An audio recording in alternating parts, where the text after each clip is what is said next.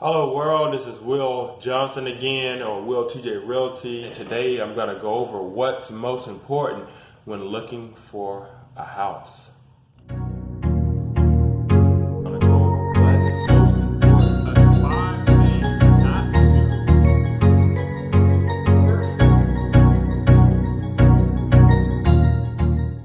So, number one, you need to budget. If it's not in your budget, you can't afford the house anyway. So some people want to get a really big, elaborate house and it looks good, but can you keep it up? And now, just because you qualify for a house doesn't mean that you qualify for the budget of the house. For instance, you may qualify for the house, but if the house is not built the right way and it's a lot of space, maybe the light bill is going to be really high, so maybe you need to get it insulated. Do you have money left over to get the house insulated when you move into the house so that your light bills won't be so high and you have $1,000 light bill along with your $1,800 mortgage? That can make you go broke.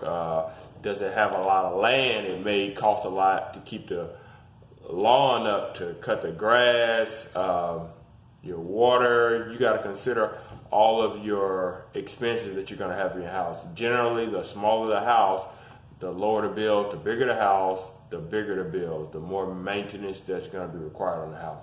So everything is going to depend on you, your lifestyle, and your budget. But that's number one, most important on my list is budget. Number two on my list is location. So you've probably heard the saying that it's all about location. For instance, you can buy a $300,000 house somewhere here in the Houston area, but if you were in California, that same house is going to be $1 million or more. So it depends on your location. Some locations are more expensive than others. Some locations are a lot less expensive than others. So I've seen some houses that are smaller, but because of the neighborhood, the houses were worth a lot more because of the location. But I've seen some houses that look better in neighborhoods, and the house was cheaper, and the mortgage is cheaper, and everything is cheaper because it's the location. So consider your location. How far are you away from your job? Do you want to drive 30 minutes to work? Do you want to drive an hour to work? Do you want to drive 5 minutes to work? Do you want to drive 10 minutes to work? All these things matter. I meet all kinds of people. Some people don't want to drive very long to work at all. They only want to take 5 minutes to get to work. As far as me, I take 30 minutes to get to work. I don't mind the drive. I have a house with 1.5 acres, so I have more land. It's kind of time consuming because it takes me a lot of time to cut grass, but me and my wife, we like the lifestyle to live in a more rural area, but get the fresh air. So you gotta take the good with the bad. Consider the location. Number three on my list is the neighborhood you live in. Consider the neighborhood you want to live in. You're gonna have to live here most likely for a good amount of time, so you want to make sure it's a neighborhood that you don't mind looking at.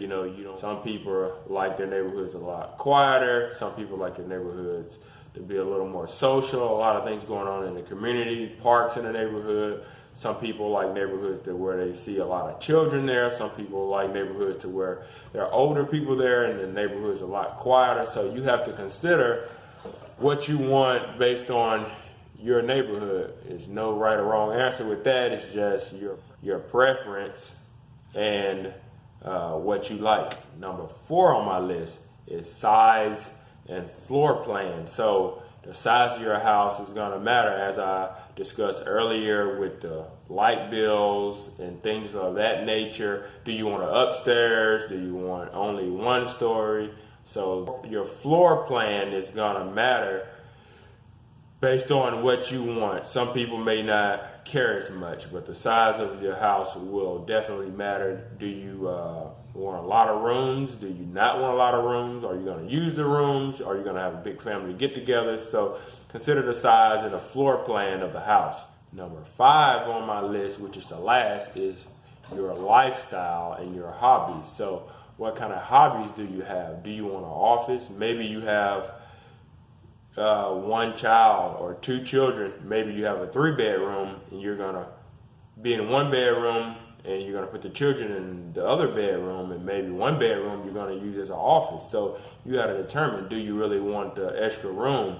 You can turn the extra room into an office, you can turn it into a weight room, you can turn it into whatever you want, or arts and crafts room. So you gotta determine your lifestyle, what you want, you know.